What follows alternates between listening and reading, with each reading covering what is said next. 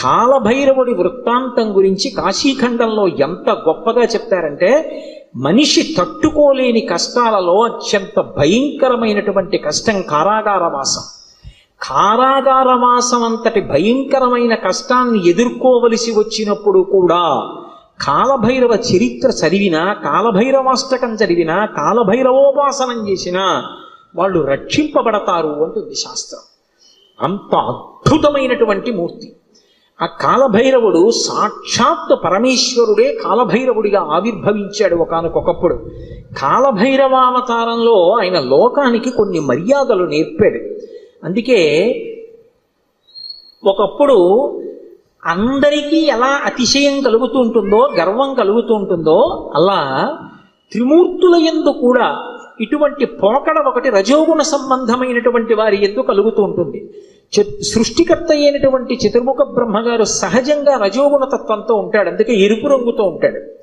ఆయనకి ఒకప్పుడు ఎందుకో ఒక భావన కలిగింది, ఆయనకి 5 తలలు ఉండేవి. నాకు 5 తలలు, పరమశివుడికి 5 తలలు, సద్యోజాత అఘోర తత్పురుష వామదేవ ఈశానములని 5 తలలైనవి.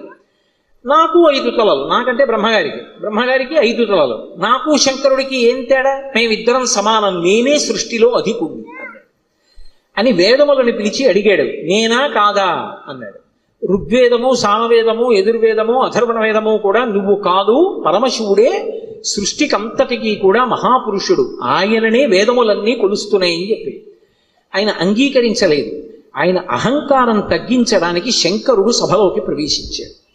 ప్రవేశిస్తే ఒక్కొక్కసారి అతిశయం, గర్వం అనేటటువంటిది కలగకూడదు, కానీ అది కలిగితే ఎంతటి వారిని కూడా ఎలా పడగొట్టేస్తుంది అన్నదానికి ఈ ఆఖ్యానాలన్నీ వస్తాయి.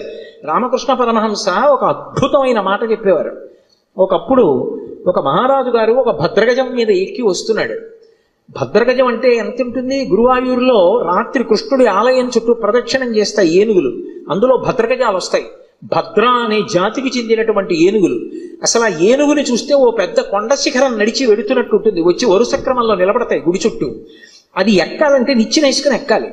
కానీ ఎంత క్రమశిక్షణగా ఉంటాయంటే, దాని కుంభస్థలం మీద కృష్ణ పరమాత్మ విగ్రహం పెడతారు. పెట్టి అర్చకుడు ఎక్కడానికి వచ్చినప్పుడు అది కాలు చాపి ఈ సంధి భాగం బయటికి వచ్చేటట్టుగా, ఎముక పైకి వచ్చేటట్టుగా ఉంచుతుంది. ఉంచి తల ఇలా పెడుతుంది. పరిగెత్తుకుంటూ వచ్చి అర్చకుడు దాని చెవి పట్టుకొని ఈ సంధి భాగమునందు ఎగిరి కాలు పెట్టి మెట్లెక్కినట్టుగా దాని శరీరం మీద ఎక్కేసి కుంభస్థలం మీద కూర్చుంటాడు. అంతెత్తునుంటుంది భద్రగజం. అది దగ్గర నుంచి వెడుతూ ఉంటేనే ఉద్విగ్నత కలుగుతుంది. అటువంటి భద్రగజం ఎలా ఉంటుందో అంత ఎత్తున ఉండేటటువంటి స్వరూపమైతే భద్రగజంలో నడుస్తున్నాడు రా అంటారు. అలా ఒక మహారాజు అటువంటి భద్రగజం మీద వెళ్ళిపోతున్నాడు రాజవీధిలో. అటువంటి ఏనుగు వస్తోందంటే దాని ఒక్కొక్క కాలు ఇంతంత లావులు ఉంటుంది, పాదం ఎత్తి వేస్తే గుండ్రంగా ఉంటుంది, ఏ ప్రాణైనా అణిగిపోతుంది, అందుకని అన్ని పక్కలకు పోతాయి. అటువంటి ఏనుగు వస్తుంటే కన్నంలోంచి ఓ చిరుకప్ప ఒకటి పైకొచ్చి కప్ప కాలెత్తింది. కాలెత్తి చెయ్యి బుద్ధి లేని ఏనుగా పక్కకి పో అని. ఆశ్చర్యపోయారు రామకృష్ణ పరమహంస, శిష్యుడు నిలబడి ఉన్నారు అక్కడ. వాళ్ళకి సిద్ధులు ఉన్నాయి. ఆ శిష్యుడు చూసి గురువుగారి వంక తిరిగి అన్నాడు, హే బ్రహ్మన్, ఒక భద్రగజం వస్తోంది, దాని మీద మహారాజు వస్తున్నాడు. ఒక కప్ప కన్నంలోంచి బయటకు వచ్చి ఏనుగు మీద కాలెత్తి పక్కకు పోతావా పోవా అంటోంది. దీనికి బుద్ధిహీనత, అతిశయమా? ఎందుకు ఇలా కాలెత్తిందని అడిగారు. అడిగితే పరమహంస ఒక్క నిమిషం కళ్ళు మూసుకుని కళ్ళు తెరిచి అన్నారు, ఇవాళ సాయంకాలం ఈ రహదారి మించి ఒక జేబుకి చిల్లు ఉన్నటువంటి లాల్చీ వేసుకున్న వ్యక్తి వెళ్ళాడు. ఆయన జేబులో 4 పావలాకాసులు ఉన్నాయి. పావలాకాసు చిన్నగా గుండ్రగా ఉంటుంది కదూ, ఆ కన్నంలోంచి జారి పావలాకాసు కింద పడింది. కింద పడిన పావలాకాసు దుల్లుకుంటూ ఆ కన్నంలోకి వెళ్ళింది. కన్నంలో కప్ప ఉంది, కప్పకి పావలాకాసు దొరికింది. ఇప్పుడు కప్ప దగ్గర పావలా ఉంది కదూ, ఏనుగు మీద కాలెత్తింది. పావలా ఉన్న కప్ప ఏనుగు మీద కాలెత్తితే అన్నీ ఉన్నాయనుకున్న నాబోటిగాడు విర్రవీగితే అందులో అతిశయం ఎంత విచిత్రమైన లక్షణాన్ని కల్పిస్తుందో చూడండి. బ్రహ్మగారి అంతటి వాడికి ఒకప్పుడు ఈ ఆవేశం వచ్చింది. ఎందుకు అంటే తలల సంఖ్య లెక్క పెట్టాడు. నాకు 5, నీకు 5. ఇదే బ్రహ్మగారి కౌశికీ వృత్తాంతంలో పార్వతీదేవి దగ్గర అంత వినయంతో మాట్లాడాడు. ఒకనాడు నా నొసటి నుంచి పైకొచ్చావు, నాకు పుత్రసముడివి, నా కాళ్ళు పట్టుకు నమస్కరించు, ఆశీర్వదిస్తా అన్నాడు. శంకరుడు చూశాడు, ఓహో చాలా ఉద్ధతితో ఉన్నాడు, అహంకారంతో ఉన్నాడు. నాకు 5 తలలు, తనకు 5 తలలు అనుకుంటున్నాడు. కానీ నా 5 తలల వెనక ఒక తత్వం ఉంది. అది తూర్పుకి తిరిగి ఉన్నటువంటి తలని తత్పురుష ముఖం అంటారు, దక్షిణానికి ఉంటే అఘోర ముఖం అంటారు, పశ్చిమానికి ఉంటే సజ్జోజాతం అంటారు, ఉత్తరానికి ఉంటే వామదేవం అంటారు, పైకుంటే ఈశానం అంటారు. ఈ పంచభూతముల మీద మోక్షం మీద అధికారం కలిగి ఉంటాడు 5 ముఖాలతో. ఖట్మండూలో ఉంటుంది 5 తలలతో ఆ శివలింగం. నాతో సమానుడు అనుకుంటున్నాడు ఈ బ్రహ్మగారు. ఆయన బ్రహ్మమస్తకావళి నిబద్ధతే నమః శివాయ అని పేరు. ఈ సృష్టి అంతా కూడా కల్పాంతం అయిపోయినప్పుడు బ్రహ్మగారు పడిపోతాడు. పడిపోతే చూస్తాట శంకరుడు, అయ్యో పాపం మొట్టమొదట పుట్టాడు అందరికన్నా, వేదములు ఇచ్చి సృష్టి చెయ్యమన్నాను, ఈయన కూడా బొత్తిగా ఇలా శ్మశానంలో పడిపోతే ఏం బాగుంటుంది, ఈయనకు మంచి స్థానం ఇద్దామని చెప్పి ఆ బుర్రి తీసి ఓ తడపలో గుచ్చుకుని మెళ్ళో వేసుకుంటాడు. ఆయనకి చేతకాక కాదు, ఓ బంగారం గొలుసు చేయించి ఇచ్చేవాళ్ళు లేక కాదు, బ్రహ్మగారిని గౌరవించడానికి ఓ పుర్రేసుకున్నాడు. ఇలా ఎంతమంది బ్రహ్మలు విడిపోయారో ఆ పుర్రెల మాల పెద్ద మాల అయింది. పునుకల పేరు కంఠమున భూరి భుజంగము భూషణంబుగా అనయము భస్మధారణము ఎద్రి నివాసము మేరు విల్లుగా అనుగుగ దంతి జన్మమును హస్తమునందు కపాల చోళముల్ పడిబడి దల్తు శంకరు కృపావర రూపమును ఆశ్రయించదన్నంటారు. ఇప్పుడు అంతమంది బ్రహ్మల యొక్క పునుకలు ఆయన మెడలో హారంగా ఉంటాయి, అందుకేసుకుంటాడు పుర్రెల మాల. అరే ఈ బ్రహ్మకి అతిశయం కలిగిందని తనలోంచి ఒక ప్రాణిని ఉత్పన్నం చేశాడు. భృంగి యొక్క అంశ, భృంగి యొక్క అవతారం వచ్చినటువంటి వాడు. ఒక్కసారి పరమశివుని అంశతోటే భైరవుడు ఉత్పన్నమయ్యాడు. ఆ భైరవుడు ముమ్మూర్తుల పరమశివుడు ఎలాగే ఉంటాడో అలాగే ఉంటాడు. ఆయన వస్తూనే ఆ బ్రహ్మగారి యొక్క పైన ఉన్నటువంటి తలకాయని పెద్ద యుద్ధం చేయలేదు, ఇలా గిల్లేశాడంతే. లోకంలో చూడండి ఒక మాట అంటారు, అదే అలా గిల్లేస్తున్నాయట్రా అంటారు. అన్నిటికన్నా తేలిక ఏంటంటే గిల్లేయడమే. అలా వెళ్ళిపోతే ఇలా గిల్లేసాడు అనుకోండి, తీయిపోతుంది అంతే. అది బాగా బలం ఉన్నవాడు ఏం చేస్తాడు, గిల్లుతూ ఉంటాడు, గిల్లి గజ్జాలు ఎట్టుకుంటాడు రా అంటారు. అందుకే గిల్లేయడం అంటే అంత తేలిక. యువతల వాడికి బలం ఎక్కువ ఉంటే బలం తక్కువ ఉన్నవాడిని గిల్లేస్తాడు. అందుకే బ్రహ్మగారి 5వ తలకాయని కష్టపడి తొలగతోశాడం లేదు, గిల్లీశాడన్నారు. శంకరాచార్యులు వారు సౌందర్యలహరిలో కూడా అలాగే రాశారు, అంత అందంగానూ రచన చేశారు.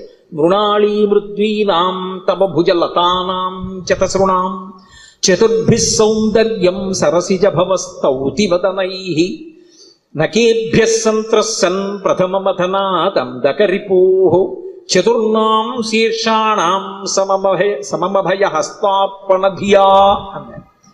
శంకరులకు శంకరులే చెల్లు. అహంకరించాడని కాలభైరవుడు ఓ తలకే గిల్లేశాడు. ఏమండి ఇప్పుడు నేను ఇలా పట్టుకుని ఇలా గిల్లేశాను అనుకోండి, ఆ మిగిలిన పువ్వు ఏమనుకుంటుంది, దాన్ని ఒకదాన్ని గిల్లేండి నా జోలికి రాడనుకుంటుందా? ఏమో ఇలా అన్నవాడు మళ్ళీ ఇలా అంటే అది ఉడికిపోతే మళ్ళీ వచ్చేస్తుందేమో చెయ్యని. ఇప్పుడు ఇలా అన్నవాడు మళ్ళీ ఇంకోటి ఇలా అంటే 3 ఉంటాయి ఇంకా. అందుకని ఆయన ఏం చేశాడంటే బ్రహ్మగారు ఒక తలకాయ గిల్లేయగానే ఇంకా 4 తలకాయలు మిగిలాయి. అమ్మవారి వంక చూశాట. అమ్మవారు 4 చేతులతో ఉంటుంది కదా. అమ్మా నేను తామర పువ్వులోంచి పుట్టాను, నీ చేతులు తామర పువ్వుల్లో ఉంటాయి కాబట్టి మన ఇద్దరికీ ఓ బంధుత్వం ఉంది. అమ్మా నా 4 తలకాయలు తామర పువ్వులు లాంటి నీ చేతుల కింద పెడతాను, కాపాడమ్మా అని 4 తలకాయలు గబగబా పెట్టుకెళ్ళి అమ్మవారు 4 చేతుల కింద పెట్టేటప్పటికి మళ్ళీ గిల్లుదామని చూశాడు. పైన అమ్మవారి చెయ్యి ఉంది, నవ్వి ఊరుకున్నాడు. అలా అమ్మా నీ చేతులు పెట్టుండకపోతే బ్రహ్మగారి తలకాయలు ఉండేవో ఉండకపోవు, ఏమో గిల్లేసిన వాడు ఓటే గిల్లుతాడు నమ్మకం. కాబట్టి నకేభ్యః సంత్రస్సన్ గోటితో గిల్లేశాడంతే. కాలభైరవుడంతే అంతటి ప్రచండ శక్తి స్వరూపుడు. కాశీఖండంలో ఆయన గురించి ఒక అద్భుతమైనటువంటి విశేషం చెప్తారు. అజుండు తాను అధికుండుననుచు గర్వింప కరనఖాగ్రమునత చిరము త్రుంచి సాకారయగు బ్రహ్మహత్యతో చనుజేరి సర్వలోకంబులు సంచరించి వైకుంఠమునకేగి రమా వైకుంఠు లర్చించ అమృతభిక్షాసనం అరగించి కాశికానగర కంఠోపదేశంబున పగలవైచకరంపు బ్రహ్మపునుక ఆధిపత్యంబు పొందె కామారి చేత ప్రియవైచిన చోట కపురము చేసి కాశికాపురమునకు 7 గడయు చూపే క్రోధభైరవ దేవుండు ఉభజన్మ అంటారు. ఆయన బ్రహ్మగారి తలకాయ తుంపేశాడు. తుంపేస్తే ఆయన బ్రహ్మగారు బ్రహ్మహత్యాపాతకం వచ్చింది. పరమశివుడికి బ్రహ్మహత్యాపాతకం ఉంటుందా? ఆయన విధికి నిషేధానికి అతీతుడు. కానీ లోకంలో శివుడే చేశాడు కదా, మేమెందుకు చెయ్యకూడదని రేపు పొద్దున్న తెలియక జనులు బ్రహ్మహత్యా దోషం చేస్తే కట్టి కుడిపేస్తుంది. అందుకని దాని పాపం ఎంత కఠినంగా ఉంటుందో చూపించడానికి తాను బ్రహ్మహత్యాపాతకం పోగొట్టుకోవడానికి చెయ్యవలసిన ప్రాయశ్చిత్తాన్ని చేసి చూపించాడు. ఆ కళ వచ్చి అంటుకుంది పుర్రె. ఆ చేతికి అంటుకున్న పుర్రెతోటి కపాల భిక్ష అందరినీ భిక్షాటన చేస్తూ లోకములన్నీ తిరిగాడు. తిరిగి తిరిగి తిరిగి తిరిగి ఒక రోజున వైకుంఠానికి వెళ్ళాడు. అబ్బా, ఇటువంటి అతిథి ఎక్కడ దొరుకుతాడు? ఊరక రారు మహాత్ములు మా రథముల ఇండ్ల కడకు వచ్చుటెల్లన్ కారణము మంగళములకు మీరొచ్చుట శుభమాకు నిజము మహాత్మా అంటాడు నందుడు గొర్గుడు వస్తే దశమస్కంధంలో. అలా గబగబా పరిగెత్తుకొచ్చి లోపలికి పిలిచి శ్రీమన్నారాయణుడు లక్ష్మీదేవి కూర్చోపెట్టి ఆయనకి ఆతిథ్యం ఇచ్చారు. ఆ ఆతిథ్యం ఇచ్చినప్పుడు ఏదో లౌకికంగా ఉండినటువంటి అన్నం పెట్టలేదు. భిక్షాన్నంగా ఏం పెట్టారంటే మనోరథము అనబడేటటువంటి ఒక అద్భుతమైనటువంటి అమృతం ఉంటుందిట. అది ఒక్క వైకుంఠంలో వాళ్ళ దగ్గరే ఉంటుంది. ఆ అమృత రసాన్ని పెట్టారు. పెడితే ఆ అమృత పాయసం ఆరగించి లక్ష్మీ విష్ణువుల చేత అర్చింపబడిన వాడై బయలుదేరాడు. అన్ని లోకాలు తిరిగి తిరిగి తిరిగి తిరిగి కాశీపట్టణానికి వచ్చాడు. కాశీపట్టణంలోకి ప్రవేశించగానే చేతికున్నటువంటి బ్రహ్మకపాలం ఊడి కింద పడి బద్దలైపోయింది. అంటే కాశీపట్టణం అంత గొప్ప పట్టణం. అందులోకి వెళ్ళగానే బ్రహ్మహత్య పోయింది. అప్పుడు ఆ లోపలికి వెళ్ళిన తర్వాత శంకరుడు బయలుదేరి వచ్చి ఈ కాశీపట్టణానికి అంతటికీ నిన్ను అధిపతిగా అభిషేకం చేస్తున్నానని కాలభైరవుణ్ణి కాశీపట్టణానికి పట్టాభిషిక్తుణ్ణి చేశాడు సంరక్షకుడుగా. ఆధిపత్యంబు పొందే కామారి చేత అంత అద్భుత రూపాన్ని పొందాడు. భైరవ అంటారు. భైరవ అంటే కుక్కకి భైరవ అని పేరు. ఎందుకంటే భయ్య నరుస్తుంది కాబట్టి, రవము అంటే శబ్దము, భయ్య నరిచి మీద పడుతుంది కాబట్టి భైరవ అంటే కుక్క. భైరవుడు వచ్చాడంటారు. కాదు, భైరవ అన్న మాటకు అర్థం ఏమిటంటే ఎవరిని చూస్తే హడిలిపోతామో, ఎవరిని చూస్తే భయం వేస్తుందో, ఎవరిని చూస్తే ఇక బుద్ధి పని చెయ్యదో అటువంటి భయంకరమైనటువంటి రూపంతో ఉండేటటువంటి వాడికి భైరవ అని పేరు.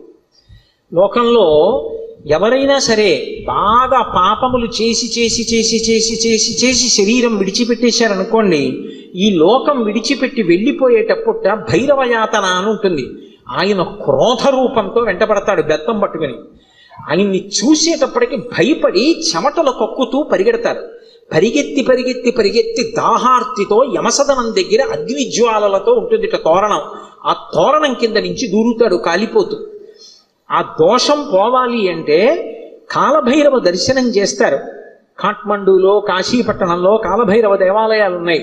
కాలభైరవ దర్శనం చేస్తే భైరవ దండన అని ఆయన వేస్తాడు. ఓ బెత్తం పెట్టి ఓసారి వీపు మీద కొడతారు ఇలాగా. అంటే అక్కడతో ఆ పాపాన్ని తీసేస్తాడు.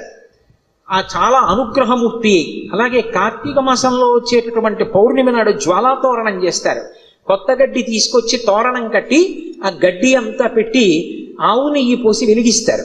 వెలిగించి పార్వతీ పరమేశ్వరులు పల్లకీలో వెళుతుంటే హరహర మహాదేవ శంభో శంకర అంటే భక్తులు కూడా పల్లకీతో వెళ్ళి మళ్ళీ వస్తూ ఉంటారు.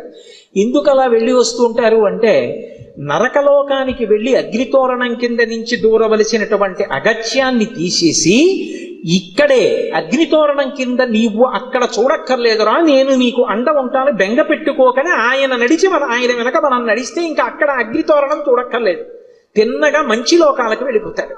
దానికోసం ఇక్కడ ఆయన అద్భుతమైనటువంటి జ్వాలాతోరణం చేస్తాడు. మనం చేస్తే అనుగ్రహాన్ని శంకరుడి ద్వారా పొందుతామని. అందుకని భైరవ అంటారు. శంకర భగవత్పాదులు కాలభైరవుని యొక్క వైభవం మీద ఒక అష్టకం చేశారు. దేవరాజ సేవ్యమాన భావనాంగ్రి పంకజం వ్యాళ యజ్ఞ సూత్రం ఇందుశేఖరం కృపాకరం నారదాది యోగి బృంద వందితం దిగంబరం కాశికాపురాధినాథ కాలభైరవం భజే. నారదాది యోగి బృంద వందితం దిగంబరం అంటారు. ఆయన నారదుడు వంటి యోగి బృందముల చేత నృతింపబడుతూ ఉంటాడు. దేవరాజ సేవ్యమాన భావనాంగ్రి పంకజం, పావనాంగ్రి పంకజం. దేవరాజు అంటే ఇంద్రుడు. ఇంద్రాదుల చేత పూజింపబడేటటువంటి పాదపద్మములు కలిగినటువంటి వాడు. వ్యాళయజ్ఞ సూత్రం ఇందుశేఖరం కృపాకరం. ఆ చంద్రబింబాన్ని శుక్లపక్షంలో ఉండేటటువంటి తదియనాటి చంద్రరేఖని కొప్పులో ధరించి ఉంటాడు. ఆయన వ్యాళయజ్ఞ సూత్రమిందు శేఖరం కృపాకరం నారదాది యోగి బృంద వందితం దిగంబరం. ఆయన దిక్కులన్నీ ఆయనకి అంబరములై ఉంటాయి. ఆ దిక్కులు అంబరములై ఉన్న మీదట కొత్తగా ఇక వస్త్రాన్ని కట్టుకోడు, దిశములతో ఉంటాడు. అది ఒకటి. అసలు తెలుసుకోవలసిన రహస్యం వేరే ఉంటుంది. ఎప్పుడైనా మీరు శివాలయంలోకి వెళ్ళినప్పుడు కాలభైరవ దేవాలయానికి వెడితే బట్ట ఉండదు, ఆయన దిగంబరంగా నిలబడి ఉంటాడు. ఎందుకు అలా ఉంటాడు అంటే దానికి ఒక కారణం ఉంది. అంబరము దేనికి కట్టుకుంటారు అంటే వస్త్రము కట్టుకున్నాడు అన్న మాటకి తాత్వికమైనటువంటి అర్థం ఏమిటి అంటే లజ్జ పొంది ఉన్నారు, ఎవరు తనని చూసి సంతోషించాలో వాళ్ళు మాత్రమే సంతోషించాలి తప్ప అన్యులు తనని ఇంకొకలా చూడకుండా ఉండడానికి వస్త్రం కట్టుకుంటారు. సభాముఖంగా అంతకన్నా మాట్లాడకూడదు. బట్ట దేనికి కట్టుకుంటారు అంటే ఏ పురుషుడు తనని ఎలా చూడాలో అలాగే చూడాలి. భర్త అయితే దాని అవసరం లేదు, భర్త కానివాడు ఇంకొకలా చూడ్డానికి వీల్లేదు. అంబరము ధరించి ఉంటారు. అంబరము భక్తికి సంకేతం. భక్తి అంబరమును కట్టుకుంటారు. భక్తి అంబరం కట్టుకుంటే పురుషుడి చేత ఆకర్షింపబడతాడు. ఎవరా పురుషుడు? ఒక్కడే పురుషుడు. పతిం విశ్వస్యాత్మేశ్వరగం శాశ్వతగం శివమచ్యుతం. ఆ భగవంతుడు ఒక్కడే పురుషుడు. ఆధ్యాత్మిక సంప్రదాయంలో అందరం స్త్రీలమే, మనందరికీ పతి ఆయన. ఆయన కొరకు భక్తి అన్న బట్ట కట్టుకుంటాం. అసలు పరమేశ్వరుడు ఎవరి కోసం కట్టుకోవాలి? ఎవరి పట్ల భక్తితో ఉండాలి ఆయన? ఆయన ఎవరిని పొందాలైన? ఆయన పొందడానికి ఇంకెవరు లేరు, అందరూ ఆయన్ని పొందుతారు. అందుకే ఆయన బట్ట కట్టుకోడంటే భక్తి అన్న నంబరం ఆయన కట్టుకోక్కర్లేదు. అందుకు దిగంబరుడు. ఆ దిగంబర అన్న మాటను అలా అర్థం చేసుకోవాలి. అందుకే యోగి సంప్రదాయంలో ఈ దిగంబర అన్న మాట మీకు కనపడుతూ ఉంటుంది. కాబట్టి నారదాది యోగి బృంద వందితం దిగంబరం కాశికాపురాధినాథ కాలభైరవం భజే. అటువంటి కాలభైరవుణ్ణి నేను భజిస్తున్నాను. భానుకోటి భాస్వరం భవాబ్ది తారకం ప్రభుం నీలకంఠమీప్సితార్థదాయకం త్రిలోచనం కాలకాలమంబుజక్షమక్షశూలమక్షరం కాశికాపురాధినాథ కాలభైరవం భజే. ఇప్పుడు నేను అష్టకం అంతా ఎక్కడ చెప్పను? భానుకోటి భాస్వరం, కోటి మంది సూర్యులు ఉదయిస్తే ఎలా ఉంటుందో ఆయన కాంతి అలా ఉంటుంది. భవాబ్ది తారకం ప్రభుం, సంసారం అనే సముద్రాన్ని దాటించేస్తాడు ఆయన పాదాలు పట్టుకుంటే. నీలకంఠమీప్సితార్థదాయకం త్రిలోచనం, నీలకంఠుడై హలాహల భక్షణం చేసినటువంటి శంకరుడై లోకములను అనుగ్రహించగలిగిన వాడై భక్తజనుల యొక్క ఈప్సితములను తీర్చగలిగిన వాడై ఉంటాడు. నీలకంఠమీప్సితార్థదాయకం త్రిలోచనం కాలకాలమంబుజక్షమక్షశూలమక్షరం, చేతిలో అక్షమాల పట్టుకుని జ్ఞానాన్ని ఇవ్వగలిగిన వాడై ఉంటాడు. అందుకే అక్షమాల అంటే ధ్యాన స్థితిని కటాక్షిస్తాడు. పుస్తకాలు చదవడం గొప్ప కాదు, ధ్యానం చేయగలిగి ఉండాలి. ఆ మనస్సు చెప్పినప్పుడు మాట వినాలి. పిలవగానే మనసు వెనక్కొచ్చి ఎవరిని చూడమంటున్నానో వాళ్ళని చూడాలి. రా చూడు పార్వతీ పరమేశ్వరుల పాదద్వంద్వాన్ని అనేటప్పటికీ అది గబగబా వచ్చి కూర్చుని చూడడం అలవాటు అవ్వాలి. మనసు ఎలా వినాలి అంటే కుక్క మాట విన్నట్టుగా వినడం, ఎద్దు మాట విన్నట్టుగా వినడం మనసుకి రావాలి. కుక్క చూడండి అన్నాను అనుకోండి పరిగెత్తుకొస్తుంది, కుక్క పిలిస్తే వచ్చినట్టు. ఎద్దు చూడండి కొత్తగా గిత్తని బండికి కట్టారనుకోండి, బండి ఎత్తి పట్టి రైతు దా దా అంటే అది రాదు. బలవంతంగా తీసుకొచ్చి కాడి మెడ మీద పెట్టారనుకోండి తోసేస్తుంది, అటుపోతుంది ఇటుపోతుంది. 4 మాటలు అలవాటు చేసి కొట్టి దుక్కి దున్నించి చేశాడనుకోండి, ఆ తర్వాత రైతు ఇక ఎద్దు దగ్గరికి వెళ్ళడు. వచ్చి ఆ బండి కాడి పట్టుకుని ఇలా పైకి ఎత్తి పట్టుకుంటాడు. ఇలా ఎత్తి పట్టుకుని ఆ 2 కాడిలా సమానంగా వస్తుంది అంటాడు. 2 ఎద్దులు నిద్రపోతున్నవి లేచి ఒళ్ళు విరుచుకొచ్చి మెడబెట్టేస్తాయి. పిలవలేదు ఆయన, ఏమి దా అని కూడా అనలేదు, అంటే చాలు 2 ఎద్దులు వచ్చాయి. అలా అన్నంత మాత్రం చేతనే ఎద్దులు వచ్చేస్తుంటే సాధన చేత మనసు వెనక్కి రావడం రావద్దు? రావాలి. అలా వచ్చేటట్టు చెయ్యగలిగిన వాడు, సాధనా బలాన్ని అనుగ్రహించగలిగిన వాడు కాలభైరవుడు. కాలస్వరూపంతో ఉంటాడు. అందుకే కాలకాలమంబుజక్షమక్షశూలమక్షరం, కాశికాపురాధినాథ కాలభైరవం భజేత్. అందుకే కాలభైరవాష్టకానికి ఫలశ్రుతి చెప్తూ కాలభైరవాష్టకం పఠంతి ఏ మనోహరం జ్ఞానముక్తి సాధనం విచిత్ర పుణ్యవర్ధనం శోకమోహ దైన్య లోభ కోపతాపనాశనం తే ప్రయాంతి కాలభైరవంగ్రి సన్నిధిం ధ్రువం అంటారు. ఎవరు కాలభైరవాష్టకాన్ని చదువుకుని ప్రతిరోజు కాలభైరవుడికి నమస్కరిస్తాడో వాడికి భక్తి, చిత్తశుద్ధి, వైరాగ్యము, జ్ఞానము, చిట్ట చివర మోక్షము ఆయన అనుగ్రహిస్తాడు. శరీరం విడిచిపెట్టిన తరువాత భైరవయాతన పొందకుండా మోక్షమును అనుగ్రహించగలడు అంటే ఆయన ఎంతటి శక్తివంతుడో మీరు ఆలోచించవచ్చు. కాశికా పట్టణానికి అంతటికీ కూడా అధిపతి అయి ఉంటాడు. అటువంటి మహానుభావుడైనటువంటి కాలభైరవుని యొక్క స్మరణము చాలు, సమస్త పాపములు నశించిపోతాయి. అంత గొప్ప కాలభైరవుడు శివాలయంలో ఈశాన్య దిక్కున నటరాజస్వామి వారి పక్కన విరాజమానుడై ఉంటాడు. అలాగే శంకరుడి పరివారంలో ఎప్పుడూ విడిచిపెట్టనటువంటి వారు సర్పములు ఆయన్ని ఎప్పుడూ విడిచిపెట్టవు. ఏదో అలా అనడమే కానండి, నిజంగా ఆయన పరివారం అద్భుతమైన పరివారం. సాయంకాలం అయ్యేటప్పటికి కవచం పెట్టేస్తారు. కవచం పెట్టారు అంటే ఇలా పాము పట్టి ఉంటుంది, మీరు చూసి ఉంటారు. కొన్ని చోట్ల శివాలయాల్లో శివలింగం మీద పడగ పట్టి ఉంటుంది. ఆ నైమిషారణ్యంలో అయితే ఒక అద్భుతమైనటువంటి శివాలయం ఉంది. ఆ శివాలయం యొక్క పానవట్టం మీద ఒక పాము పడుకుని ఉంటుంది. అది పడుకుని ఉన్నట్టుగా చిత్రీకరింపబడి ఉంటుంది. అద్భుతమైనటువంటి శివాలయం. అవన్నీ మీకు చూపిస్తారు. అక్కడే కొంచెం దూరం వెళితే రుద్రావర్తము అని గోమతి నది లోపల ధర్మరాజు గారు ప్రతిష్ఠ చేశాడు శివలింగాన్ని. సుడి ఏమీ కనపడదు, మీకు నీరు తిరగదు, కానీ ఇలా నీరు వెళ్ళిపోతూ ఉంటుంది. దాని ముందు కానీ వెనక కానీ మీరు మారేడాకేస్తే పైనుంచి తేలి వెళ్ళిపోతుంది. శివలింగం లోపలున్న చోటుకొచ్చి మారేడు దళం వేస్తే నిలువుగా లోపలికి వెళ్ళిపోతుంది. మీరు 100 జామ పళ్ళు తీసుకెళ్ళి అందులో వేయండి, మీరు ఏమీ అడగకపోతే ఒక్క కాయ పైకి రాదు, నిలువుగా వరుస క్రమంలో లోపలికి వెళ్ళిపోతాయి. స్వామి ప్రసాదం ఇవ్వండి అని పైకి అడిగారు అనుకోండి, అన్ని పళ్ళు లోపలికి వెళ్ళిపోయి ఒక్క పండు పైకి వస్తుంది. భగవంతుని యొక్క అనుగ్రహము తిరుగులేనిది, ఈశ్వరుడు ఉన్నాడు అనడానికి ప్రబలమైనటువంటి సాక్ష్యాలు అవన్నీ. కాబట్టి ఆ పావు అనేటటువంటిది శివలింగం మీద పడగ పట్టి ఉంటుంది, అమ్మవారి యొక్క స్వరూపం. ఆ నాగులు ఎప్పుడూ శంకరుడితో అనుబంధంతో ఉంటాయి. అసలు ఆ పావు దేనికి గుర్తు అంటే కుండలిని శక్తికి ప్రతీక, అమ్మవారికి